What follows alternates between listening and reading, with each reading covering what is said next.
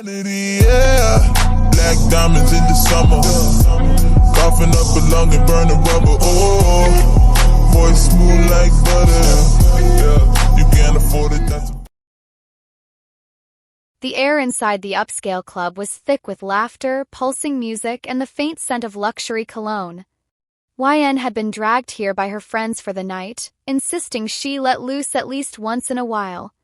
She had started the evening feeling out of place, dressed in borrowed heels that pinched her toes and a sleek black dress that clung to her in all the right ways, even if it made her feel just a bit too exposed. But after a few drinks, the neon lights grew softer, the music louder, and the weight of her usual worries began to slip away. Outside, under a canopy of stars, she leaned against the cold brick wall, breathing in the cool night air to steady her mind. As she tried to focus her vision, she saw the silhouette of a man standing against the alley wall. A friend, maybe? She thought it was Jackson or maybe someone else from the group. Without thinking, she stumbled forward, a daring smile on her. Hey, you. Didn't expect to find you out here. She slurred, steadying herself with a hand on his shoulder. His scent was something dark and wholly unfamiliar. The man turned, his eyes catching hers in the dim glow from the streetlight. He looked down at her with a mixture of surprise and intrigue. He was handsome, broad-shouldered, with a sharp jawline and eyes as dark as midnight. There was an intensity about him, a hint of something lethal simmering beneath his outward calm. But YN, in her inebriated state, only saw someone who seemed steady, warm, and oddly familiar. Without another word, she leaned in, too, in a soft, unexpected. He stiffened at first, seemingly caught off guard, but his hands instinctively moved to her waist, steadying her as she leaned into him. When she finally pulled away, the fog began to dissipate just enough for her to register the stranger's amused smile, his hands still resting on her waist. Who are you? She asked, blinking in confusion, feeling her cheeks up as she realized this wasn't anyone she knew. The man's dark eyes gleamed with an unreadable emotion as he replied. Jungkook, but my friends call me JK. YN's stomach dropped.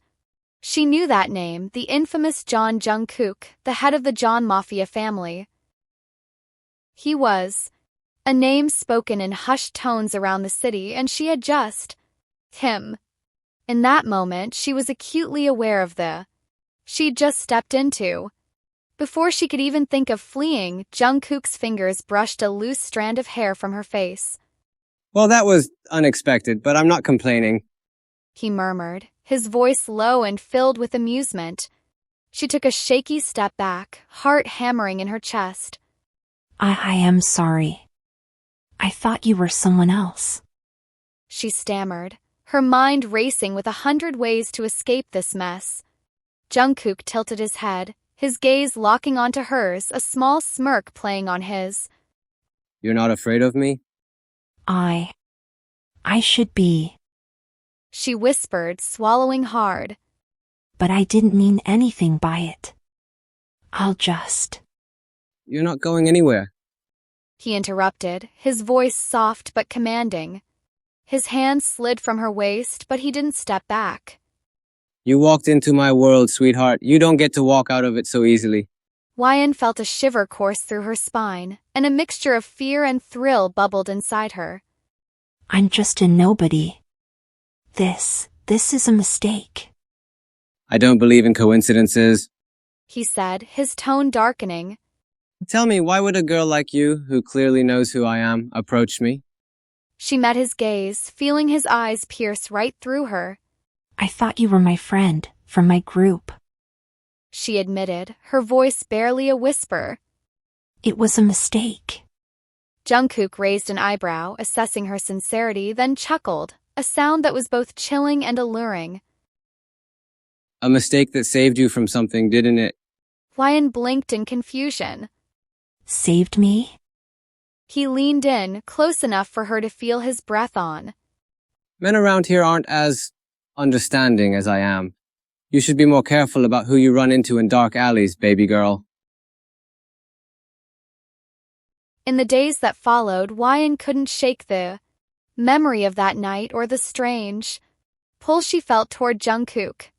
She wanted to pretend it was a fleeting mistake, an impulsive, with no consequences, but fate had other plans. Jungkook was waiting outside her apartment the next day, leaning against a sleek black car, dressed in a tailored suit that only amplified his presence. You're me now? She asked, half nervous, half tempted to confront him. No, baby girl, I'm protecting you. Whether you like it or not, you're a part of my world now. He took a step closer, his eyes darkening. You've got the attention of people you shouldn't, thanks to me, and I don't like leaving loose ends. She looked up at him. So, what? You're going to follow me forever? He chuckled low and, Until I know you're safe, or until you realize you can't escape me.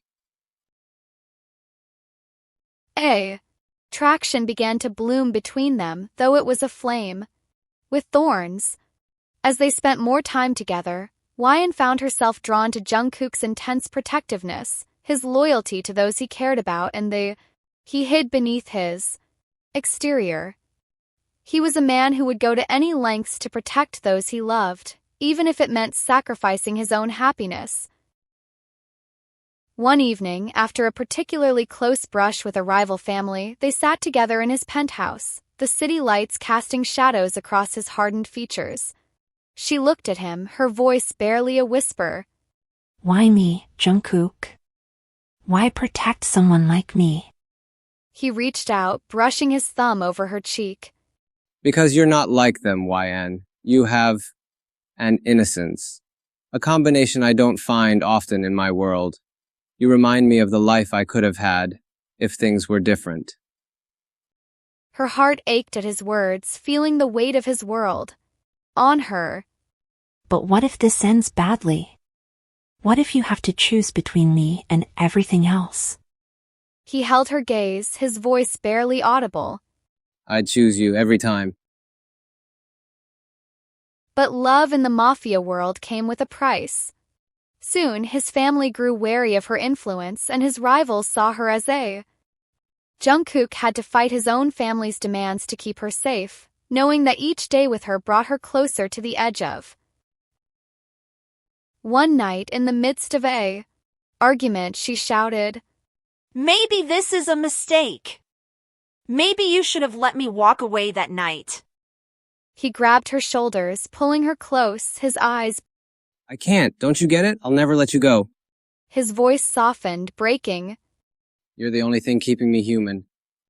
The stakes were higher than ever, but Wyan realized she'd crossed a line long ago, that her heart was entangled with his even if it defied every warning. With him, every whispered promise was a battle won in a war that neither of them could control. In the end, the cost of loving him was a life she could never have predicted, but one she couldn't bear to leave.